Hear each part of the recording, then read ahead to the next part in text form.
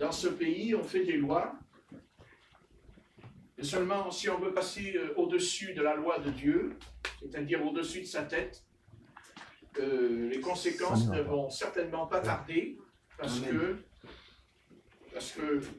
on ne peut pas, c'est impossible, de toute façon c'est impossible, hein, ils peuvent tourner en rond comme Israël dans le désert et réfléchir tant qu'ils veulent, ça ne changera rien.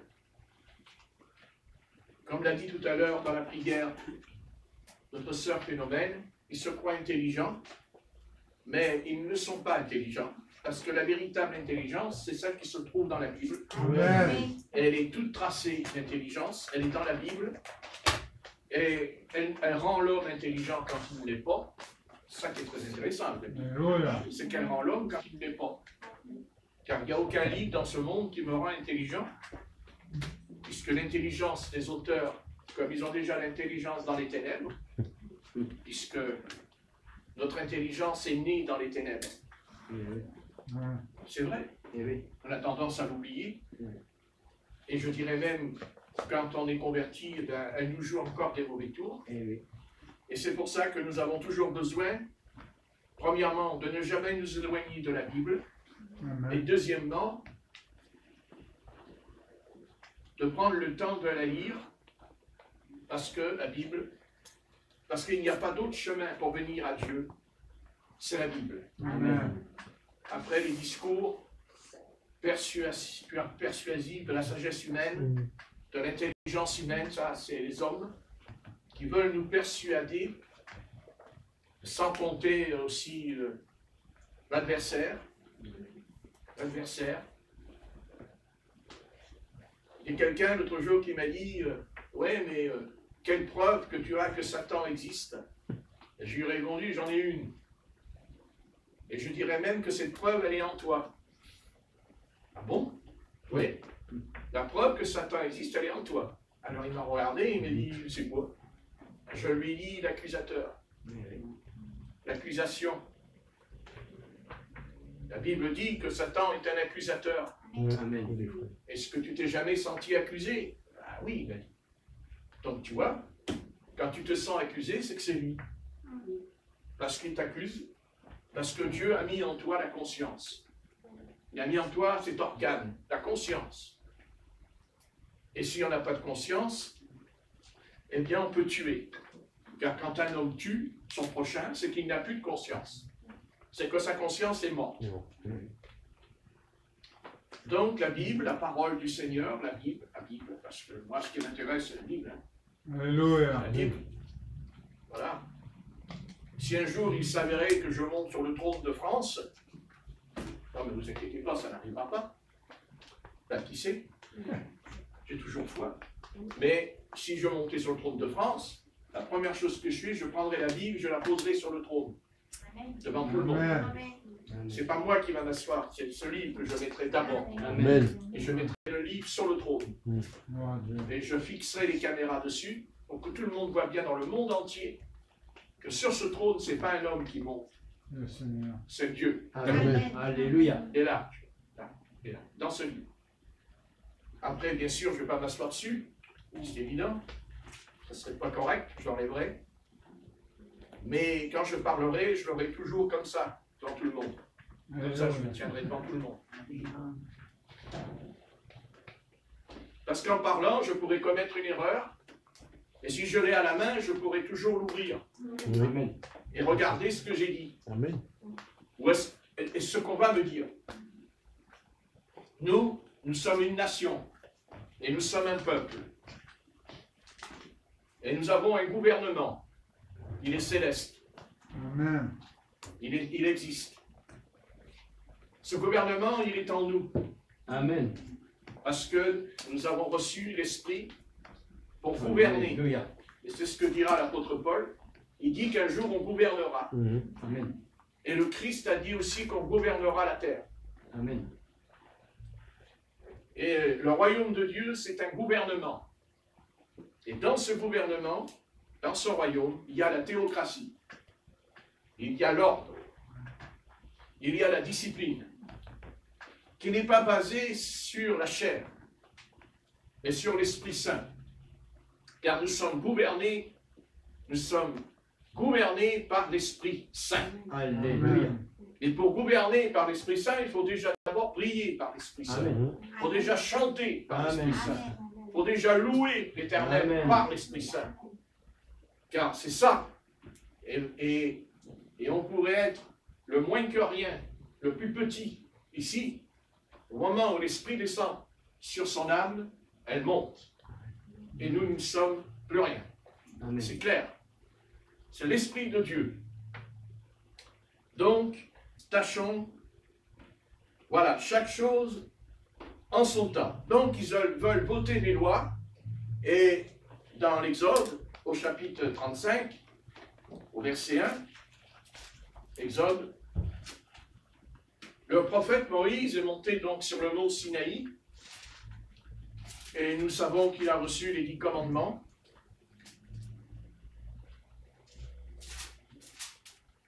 Exode 35 et verset 1. Voici ce que dit donc le prophète. Moïse convoqua toute l'assemblée des enfants d'Israël et leur dit, voici les choses que l'Éternel ordonne de faire. Donc, on est d'accord que ce n'est pas Moïse qui ordonne, ce n'est pas une idée de Moïse en lui, il précise, voici les choses que l'Éternel ordonne de faire. Donc, c'est un ordre. Amen. Le verset 2 dit, on travaillera 6 jours, mais le 7e jour sera pour vous une chose sainte. C'est le Shabbat, le jour du repos consacré à l'Éternel. Celui, moi je rajoute, celle qui fera quelques ouvrages ce jour-là sera puni de mort. Donc, la sentence est claire. On ne parle pas d'adultère, on ne parle pas de fornication, on ne parle pas de mensonge, on ne parle pas de ce qu'on n'est pas venu prier à l'assemblée. Nous prions que là, il y a une violation. On a violé, c'est-à-dire pas seulement la loi, mais un jour particulier. Et ce jour, bien sûr, tous les jours qui passent ne nous appartiennent pas, mais Dieu nous autorise pendant 6 jours à faire ce qu'on veut. Bien sûr, ce qu'on veut, autant que possible, le bien, et non pas le mal. Mais Dieu n'intervient pas dans nos affaires. Si par exemple, on a envie de boire une tisane à l'amande, ce que j'ai fait 2 fois avant de venir à l'Assemblée, Dieu ne va pas venir me dire, il ne faut pas que tu bois de tisane. Je peux boire autant de tisane que je veux. Comme aussi, je peux manger autant de tablettes de chocolat que je veux. Ce qu'elle ne veut pas dire, ça me fera du bien. Il ne faut pas s'étonner que mentalement, ça ne va pas.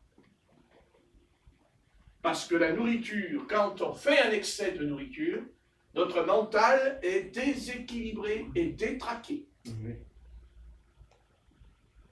Mais, que voulez-vous? C'est drôle qu'il y a des sourires comme les bananes. Je dis les bananes parce que les bananes, elles sont comme ça. Et quand on sourit, ça monte. C'est la banane. Hein? Oui. Vous savez, ils vont arrêter de jouer à ce petit jeu avec l'Éternel des armées. Amen. Parce que le texte est très clair. Si on travaille le 7e jour, on est puni, non pas à genoux, les mains sur la tête, pas sec à l'eau, ce que j'ai eu beaucoup dans ma vie. Ça m'a très bien réussi d'ailleurs. Donc, ça ne m'a pas empêché quand même de grossir. Donc, jeudi, puni de mort. Pour un jour, on est puni de mort. Dieu dit, celui qui travaillera le 7e jour sera puni de mort. Donc on ne rigole plus. Ça ne rigole plus. Donc, vous savez, ce qui s'est passé il y a une semaine, notre président a fait voter une loi que tout ce qui concerne le commerce, et les commerçants, les grandes surfaces, les ouvriers sont obligés de travailler le dimanche. Si vous ne le savez pas, je vous l'apprends. Parce qu'ils ne l'ont pas dit. Non. Mais moi, je suis tombé sur une affaire, puisque la semaine dernière, il y a eu, je crois, 1 ou 2 personnes qui ont été licenciées parce qu'elles ne voulaient pas travailler le dimanche. Donc, il y a eu un procès, et dans le procès, eh bien, l'avocat qui défendait la grande surface a sorti le texte que notre président a fait voter. Et ils ont perdu. Parce que le travail est obligatoire le dimanche. J'ai dit, ça concerne que les grandes surfaces. Mais vous savez, avec lui, ça va venir. Ça tombe à tout. Avec lui, vous savez, on l'a compris, celui-là. Hein? Voilà. Donc, ils font tout ce qui est contre la loi de l'Éternel. Tout est contre la loi de l'Éternel. Bien sûr, il y a aussi un combat sur le plan. On essaye aussi de renverser quelque chose d'autre. Mais bon, je pense qu'ils veulent renverser l'Église catholique romaine.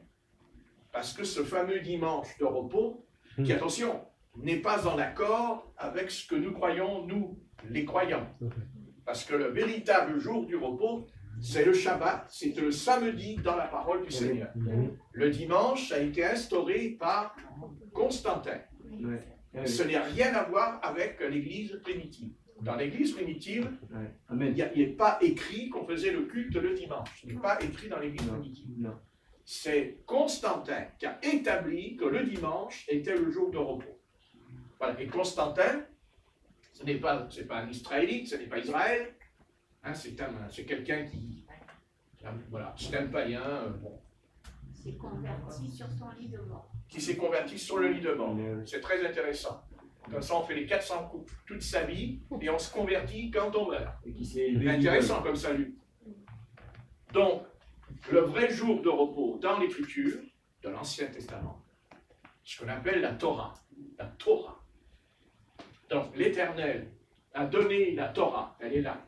Ça, l'Ancien Testament, la Torah, c'est les 5 livres du Pentateuque. 5 livres. Ça s'appelle la Torah. Et dans la Torah, au départ, c'est l'Éternel. Il dit, car les choses que l'Éternel ordonne de faire. Et Dieu ne commence pas par les 10 commandements, non, il commence par le jour du repos. Tu travailleras 6 jours et tu te reposeras le 7e jour. Pourquoi faire? Pour le sanctifier. Parce que ce jour de repos, ce n'est pas un jour de repos comme on le pense, s'allonger dans l'herbe et pique-niquer. Ce jour de repos, on travaillera 6 jours, mais le 7e jour, ce sera pour vous une chose sainte, dit l'Écriture. Donc, attention, il dit une chose sainte.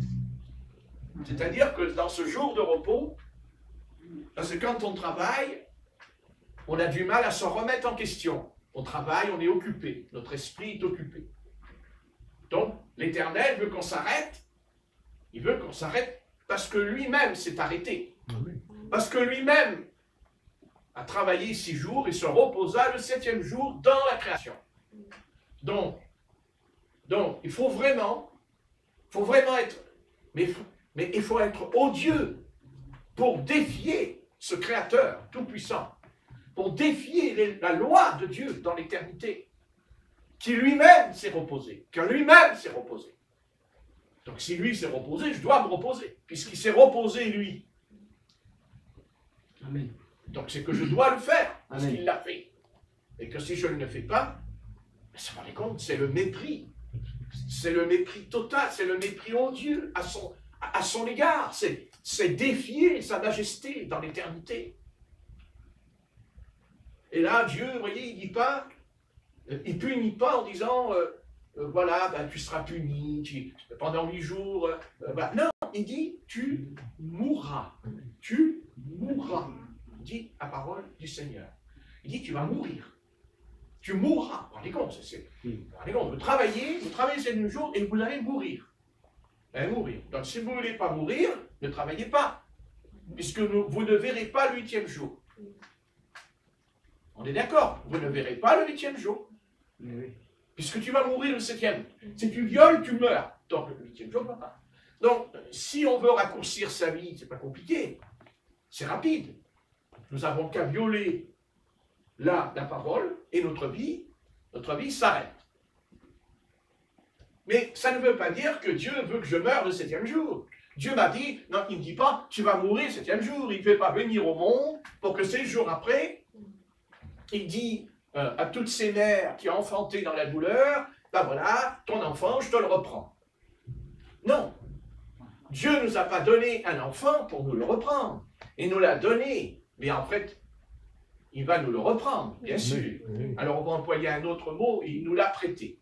Amen. Voilà, il nous a prêté cet enfant et il nous donne la responsabilité, puisqu'il nous qualifie de père et de mère, afin que nous ayons la responsabilité de prendre cet enfant et qu'un jour, puisqu'un jour il deviendra comme nous, il ne va pas rester sans des dents, il ne va pas rester sans des cheveux, parce que Dieu, quand même, quand il crée un enfant, il s'est arrangé à lui donner des cheveux et à lui donner des dents. Voilà, les dents, elles poussent. Les dents, elles poussent, les cheveux, ils poussent, et il n'y a pas que ça qui pousse, il y a les pieds qui poussent, et il y a les ongles qui poussent, qui d'ailleurs faut couper souvent, parce qu'on doit couper les ongles, parce qu'on n'est pas des corbeaux, et on n'est pas des aigles. Donc on se coupe les ongles. C'est très important. Donc Dieu nous a créés, il nous a créés, il nous a fait. Merci, Et il ne nous a pas créés pour qu'on aille à l'encontre de ce qu'il dit. Il a dit, j'ai dit, l'homme, s'il travaille le 7e jour, il va mourir. Ouais, c'est tout. Pour nous, le 7e jour, ce n'est plus le samedi. Et ce n'est pas le dimanche non plus. Le jour du repos, c'est la foi. Amen. Car nous sommes rentrés dans le repos de la foi. C'est-à-dire que quand je doute, quand je perds la foi, eh bien, je ne suis plus dans le repos du Seigneur. Mon âme est troublée. Mon âme est perturbée. Mes pensées sont agitées puisque je ne me repose plus. Parce que quand on se repose, quand on dort, eh bien, on ne fait plus rien. Hein? On est en repos.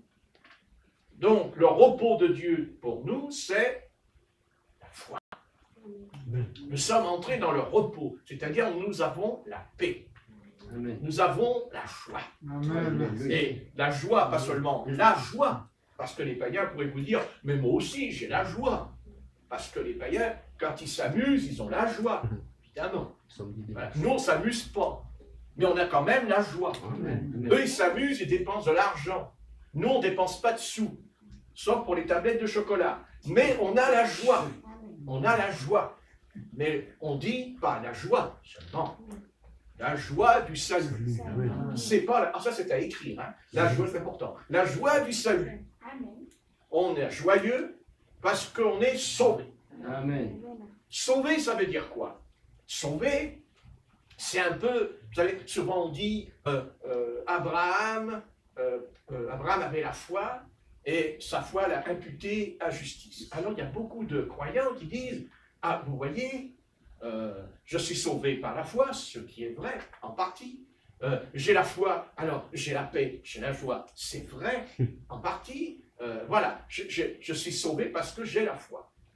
Mais ce n'est pas la foi qui me sauve, en vérité.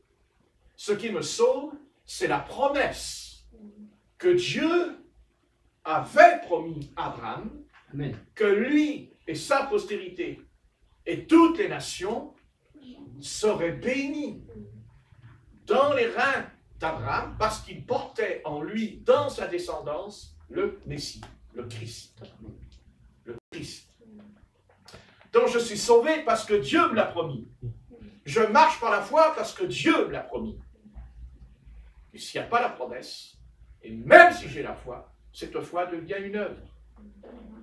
Et je ne suis pas sauvé par une œuvre, je suis sauvé par la foi, mais la foi a pour fondement, pas parce que je crois, car les démons croient en Dieu et ils tremblent. Donc ils ont la foi. En vérité, ils n'ont pas la foi. Parce que les démons ne reçoivent pas la promesse. Ils n'ont pas le droit à la promesse. C'est-à-dire ils ne peuvent pas se repentir, jamais. Tandis que l'homme qui est pécheur, Dieu lui a offert le salut gratuit en Jésus-Christ, mais par la foi, mais par la promesse. Parce que s'il n'y a pas de promesse, il n'y a pas de délivrance. Dieu promit à Abraham, à sa postérité, c'est-à-dire à Israël, qu'au travers d'Israël viendra le Messie selon la promesse que Dieu fait à Abraham, et ensuite, par la promesse que Christ est venu, sauvera les nations. Bien sûr, qui croiront en lui. Donc, pas de promesse, pas de salut. Et dans la promesse, il y a plus que cela. Il y a aussi la prédestination. Il y a la prédestination. C'est-à-dire, comme le dira au sujet de Jérémie, le prophète au chapitre 1, verset 5, quand Jérémie dira, on voit quelqu'un d'autre, je suis qu'un enfant, l'Éternel dira, ne dis pas, car je t'ai prédestiné, je t'ai à l'avance. Hein? Il dit, dans le sein de ta mère, je t'ai établi prophète des nations. Il dira plus tard à l'apôtre Paul,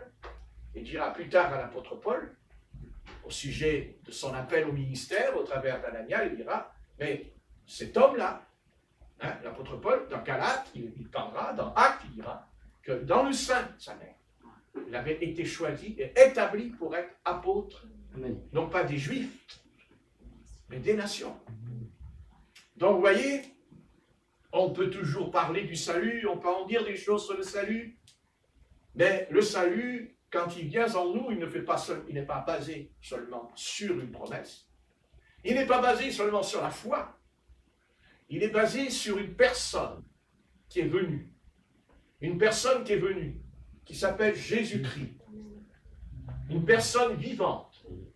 Une personne qui a accompli la promesse d'Abraham, qui consistait dans cette promesse que pour que nous soyons sauvés, il fallait que ce Christ meure d'abord. Et ce que Dieu donnera un type au travers d'Isaac, qui sera lui aussi mis sur l'autel, et dont il devra mourir pour pouvoir ressusciter. Donc Isaac, qui était le fils de la promesse, car Isaac n'est pas venu parce que Dieu aurait voulu faire plaisir à Abraham, parce qu'il marchait avec Dieu, et que cet homme voulait tellement avoir un enfant, et Dieu aurait dit, ah, il veut tellement un enfant, le pauvre homme, je vais lui donner un enfant. Dieu n'a pas donné Isaac dans ce sens, parce que ça aurait été selon les sentiments de la chair. Il lui a donné Isaac parce que c'était la promesse, c'est parce que Dieu l'avait promis pour que la semence de Christ vienne au travers d'Abraham, d'Isaac et de Jacob. Amen. Amen. C'est la promesse. Tout est basé sur une promesse. C'est très important, la promesse. Et d'ailleurs, il n'y aura pas d'enlèvement s'il n'y a pas la promesse de l'enlèvement. D'ailleurs, c'est une des promesses qu'on en parle le moins et dont celle on le croit le moins. Vous me dites, mais on croit à l'enlèvement. Oui, mais si on y croyait, il y a longtemps qu'on se serait préparé pour nous en aller. Et constatons qu'aujourd'hui, plus nous allons vers les derniers jours, vers la fin, on est moins spirituel encore. Et chaque année, on est de moins en moins spirituel. Et pourtant, on se rapproche de l'enlèvement. Et l'enlèvement, qui est une promesse, comme Dieu fit une promesse à Abraham, qu'il aurait Isaac, qu'il aurait un fils, qu'il y aurait une nation qui viendrait, qui s'appelle Israël, et qu'au travers d'Israël viendrait le Messie du monde pour sauver les païens. Mais dans cette promesse, Dieu a promis que nous serions enlevés. Enlevés. Enlevés. Ah bon? Je vais marcher dans la rue, il y a une camionnette qui va arriver, me foutre dans la camionnette et je vais disparaître. Non. Nous allons nous en aller. Nous allons partir. Amen. Non pas par les voies du raisonnement, non pas par les voies de l'humanité. Nous allons partir parce que la promesse a été annoncée, parce que c'est promis dans la Bible, que notre corps sera changé dans un corps incorruptible et Alléluia. qu'on partira pour aller dans le ciel aux noces de l'agneau. Alléluia. Il n'y aura pas d'enterrement, il n'y aura pas des pleurnichards et des pleurnicheuses, il n'y aura pas de fleurs. Tant mieux, on n'a pas besoin. Des fleurs, on n'a qu'à m'en donner quand je suis vivant, pas quand je suis mort. Donc, c'est clair, nous allons nous en aller. Et ceci a été annoncé depuis le commencement de l'esprit, avec comme signe de parler en d'autres langues. Ce n'est pas non plus une nouvelle doctrine, puisque quand on annonce des choses dans la Bible, on nous répond, mais c'est une nouvelle doctrine. Non. Ce que nous disons, c'est la doctrine apostolique. Amen. C'est la parole du Seigneur dans les apôtres et dans les prophètes. Donc, nous ne sommes pas une secte, parce qu'une secte, c'est un mouvement qui prêche une hérésie, c'est-à-dire quelque chose qui n'est pas dans la Bible. Quand nous parlons du baptême au nom du Seigneur Jésus-Christ, nous parlons de la Bible. Nous citons quel jour, jour de repos, nous citons la Bible.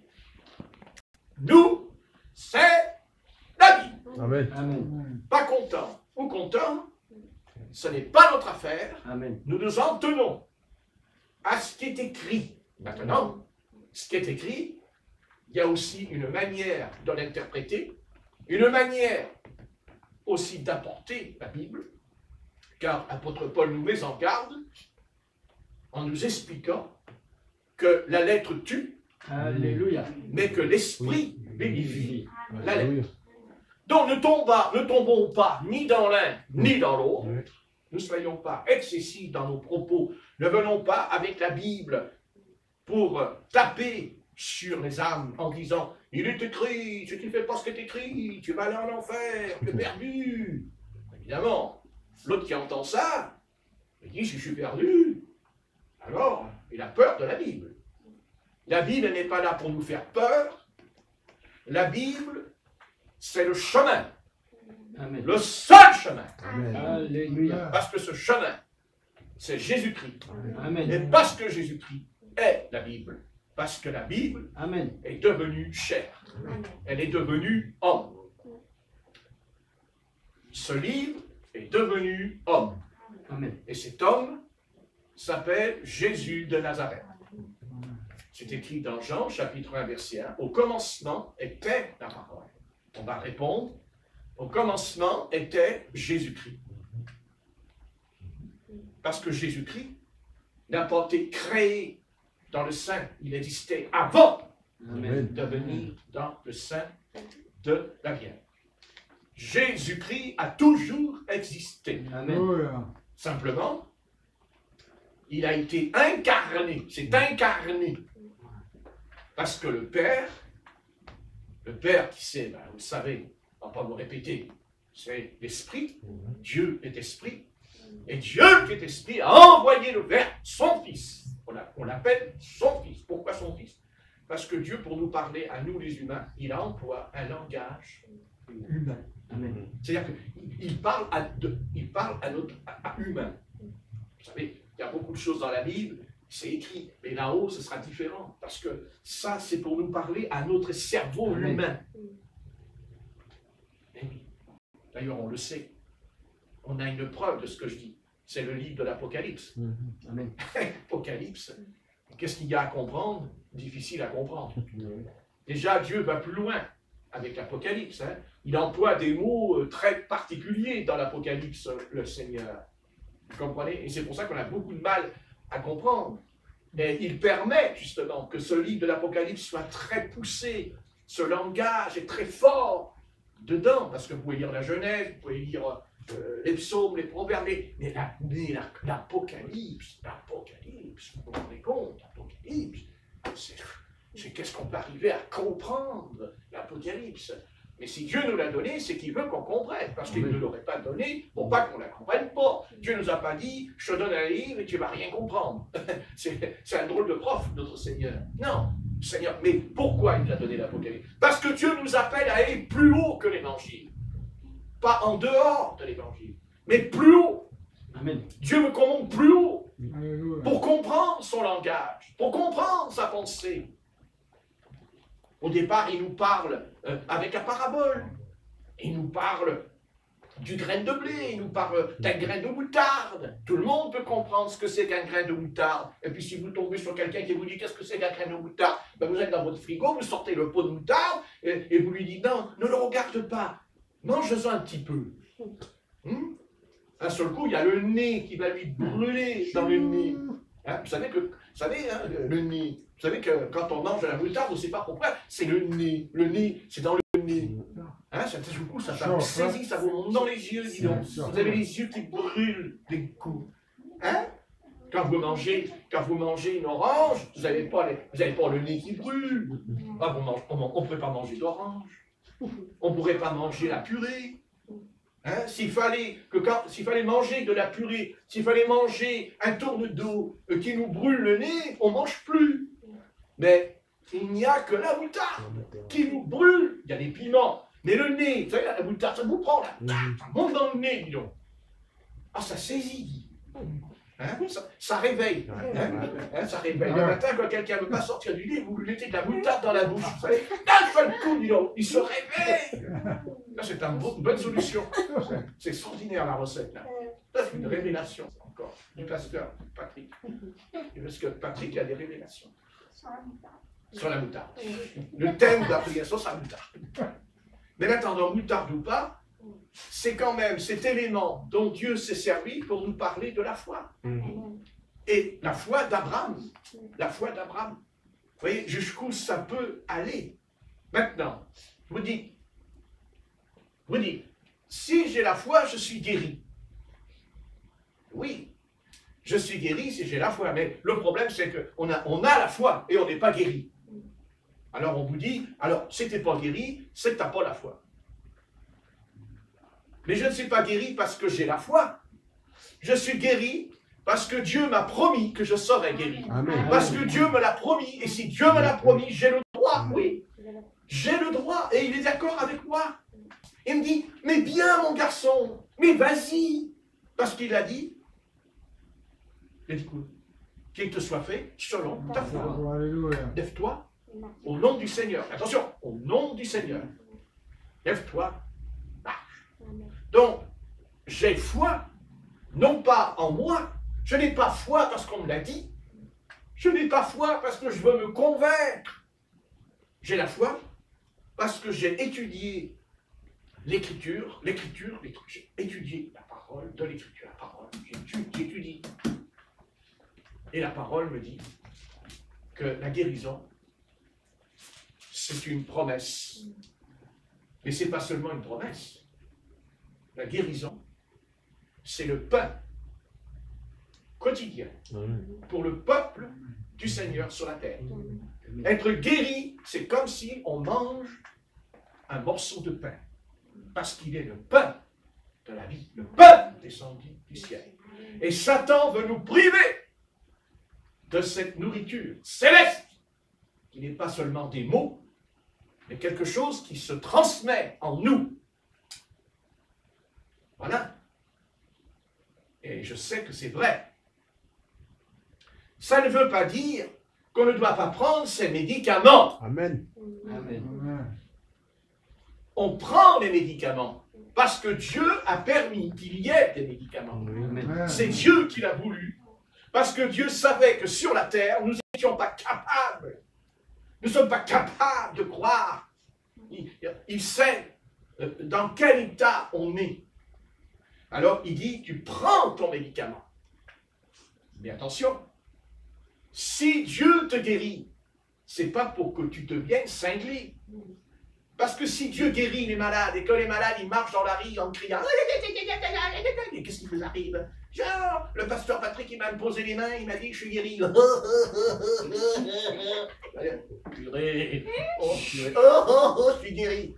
Vous voyez, je suis guéri, je suis guéri. Le Seigneur il a dit, bah, allez, on va encore construire des hôpitaux psychiatriques. Allez, on va y aller, on va bâtir. Hein? Ok, il y aura moins de chômage après. Hein? À condition que ceux qui construisent le centre de psychiatrie ne s'y retrouvent pas aussi dedans. Hein? Vous voyez, parce qu'il y a un malade psychiatrique qui est dans le centre, et le jour il dit à l'infirmière, vous savez, hein, c'est moi qui ai construit là, la chambre. Alors, l'infirmière répond, mais t'es vraiment malade, tu es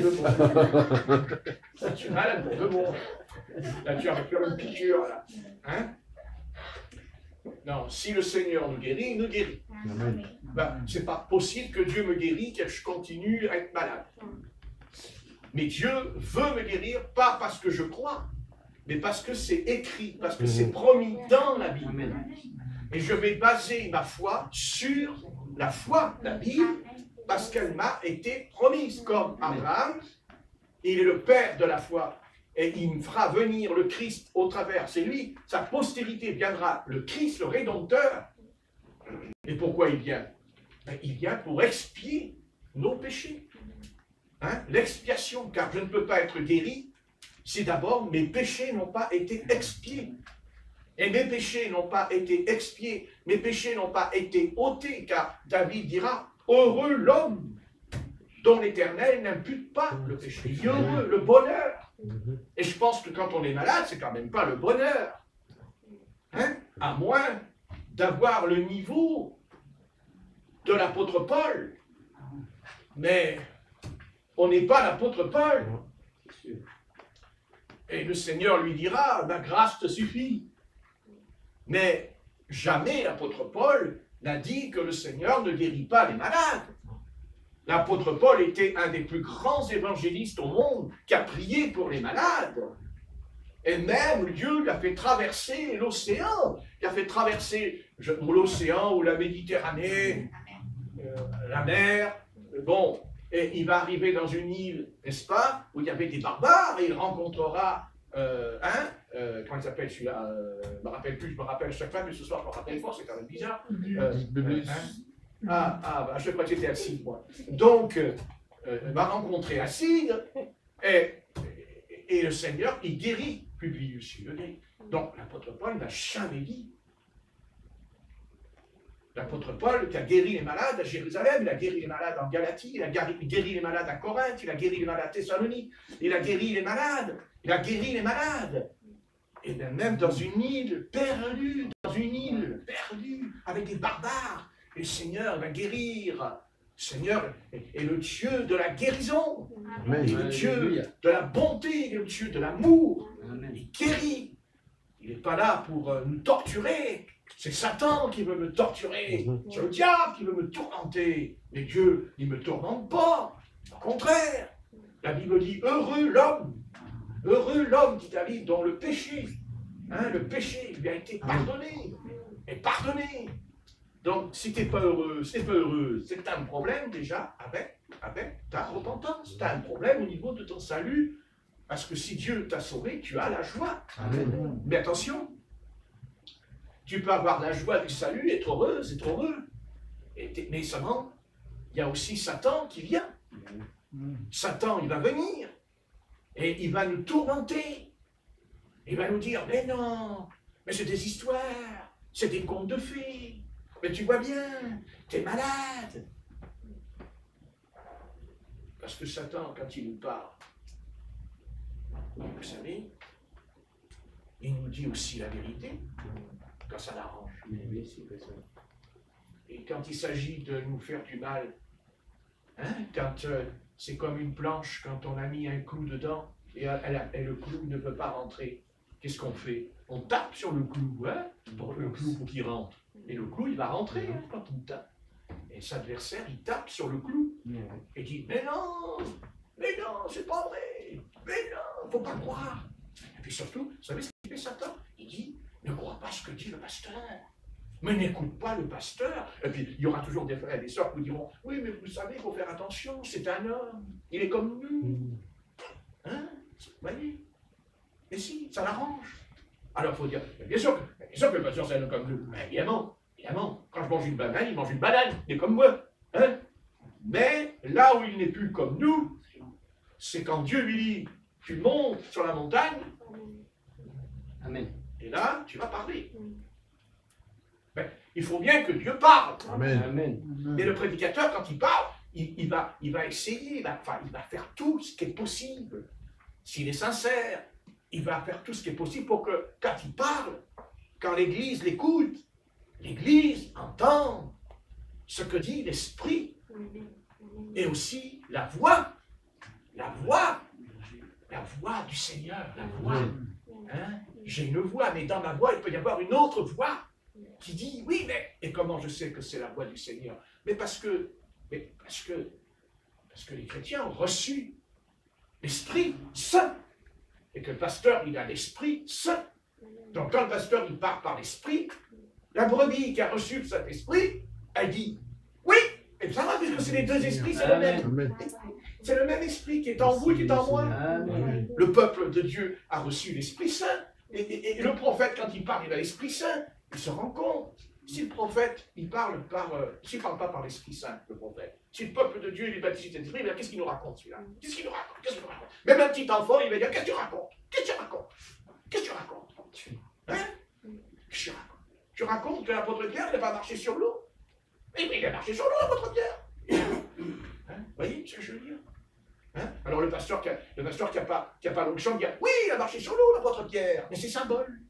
C'est symbolique. Vous voyez, mais c'est comme ça qu'ils font. C'est symbolique. Bien sûr. Mais c'est pas symbolique. C'est boulot. Alléluia. Amen. Comme l'enlèvement, c'est pas symbolique. Amen. Il y aura un enlèvement. Mais Amen. pourquoi il y aura un enlèvement? Parce que je vous l'ai dit tout à l'heure, mais parce que Jésus est une personne vivante. Amen. Amen. Et quand une personne rentre dans une pièce, bon, elle ouvre la porte, elle rentre, elle est là. Si moi tout à l'heure je sors, je ne suis pas là. Je suis pas là. Je suis sorti. Donc il faut que je revienne, que je retourne dans la pièce. C'est ce qu'on appelle la parousie. La parousie. C'est-à-dire Jésus va revenir en personne. Gloire à Dieu. C'est pas un nuage qui va revenir. C'est pas une nuée qui va revenir. C'est même pas un ange qui va revenir. C'est Jésus-Christ. Amen. C'est pas le Père Céleste qui revient, parce qu'il est dit que seul le Père connaît le jour où son Fils reviendra. Nous parlons de quelqu'un qui va revenir. Nous parlons d'une personne. C'est pas l'archange Michael qui va venir. C'est pas l'ange Gabriel qui va venir. L'ange Gabriel, il a sa personnalité. Il le dit à Marie. Je suis Gabriel, je me tiens devant la face de Dieu, je me tiens en présence de Dieu. Mais l'ange Michael, il dit pas ça. L'ange Michel, il dit pas, il dit, je suis quoi? Hein, c'est quoi? Il dit la guerre. Il guerroie. Il a une armure pour combattre Satan. Hein, dans l'Apocalypse et dans Daniel. Mais chaque ange a sa propre personnalité. Chaque ange a son propre caractère. Chaque ange a sa propre mission. Chaque ange est habillé différemment. Il y a les séraphins, les chérubins. Hein? Il y a chaque chose. Mais pour notre Sauveur, notre Jésus-Christ, il va revenir, lui, en personne. Eh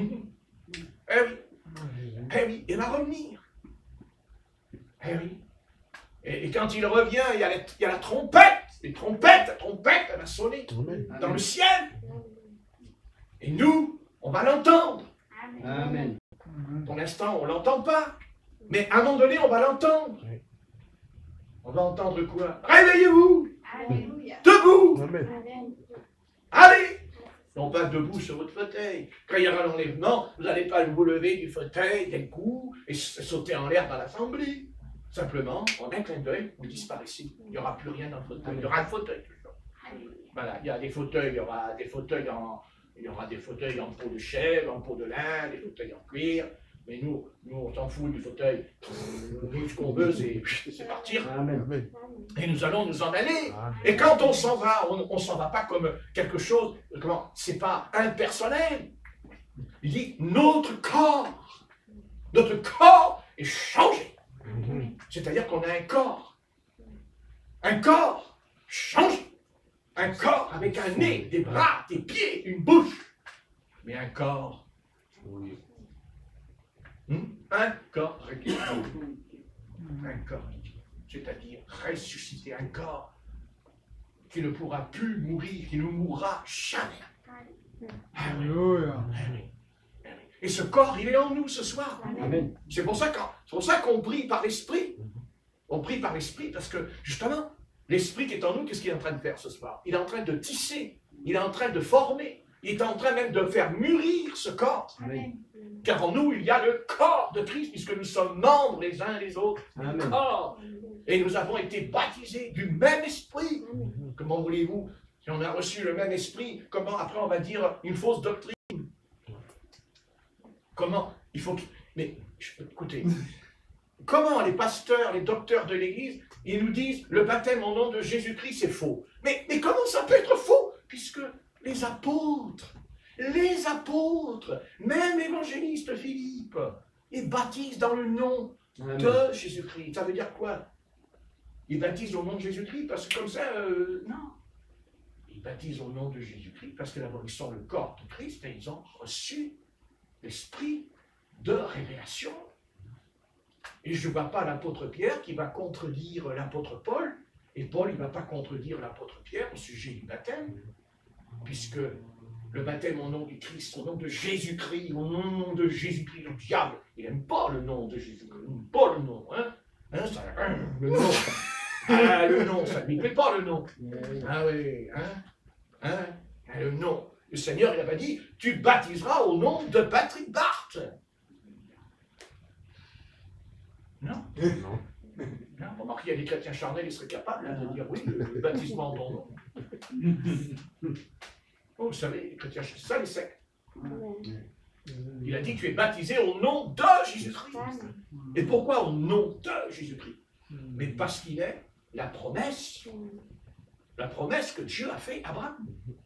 Je suis baptisé dans ce nom. Pourquoi? Mais parce que quand on fait quelque chose d'important, que ce soit l'administration, que ce soit une signature, on met un nom. Non? Donc, est-ce que l'apôtre Paul, il dit à l'apôtre Pierre, tu es dans l'erreur?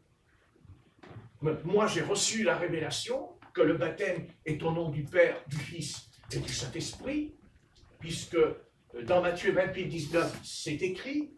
Donc, du moment que c'est écrit, pourquoi tu t'es permis de changer le commandement que le Seigneur t'a donné? Qui es-tu, toi? Non.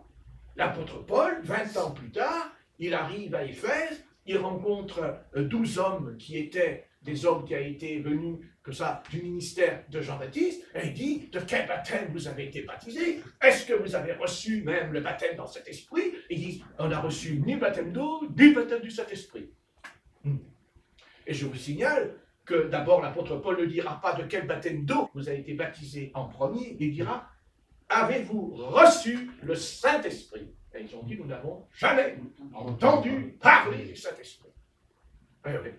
Et pourtant, Jean-Baptiste avait la puissance d'Élie sur lui. Et bien, vous voyez, nous, c'est plus que la puissance d'Élie qu'on a reçue ce soir. Eh oui, on ne fait pas attention à cette affaire, mais c'est vrai.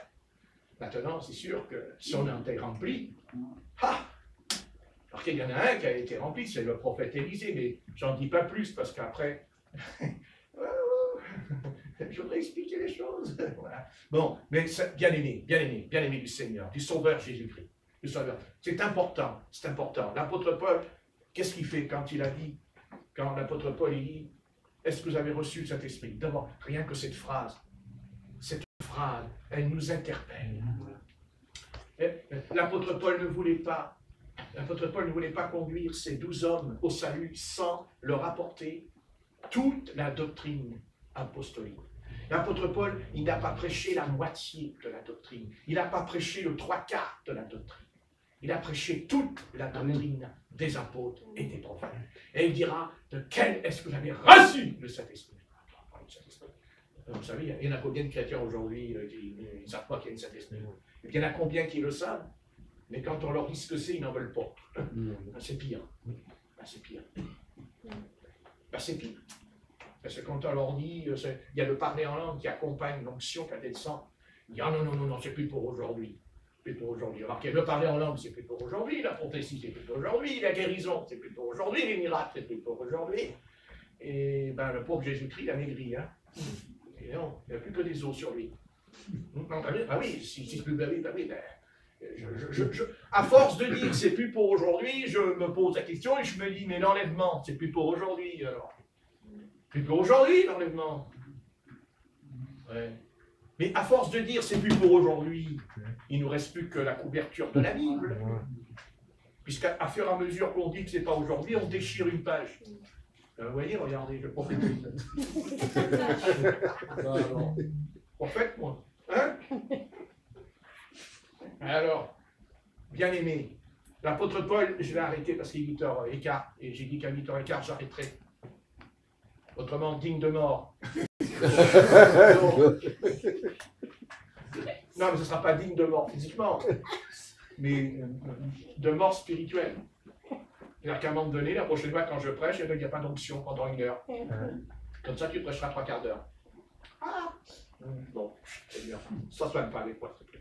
Et voilà. Sois clément avec Patrick, tu me connais. Hein? Bon. Oui, mais ça va, fais les progrès.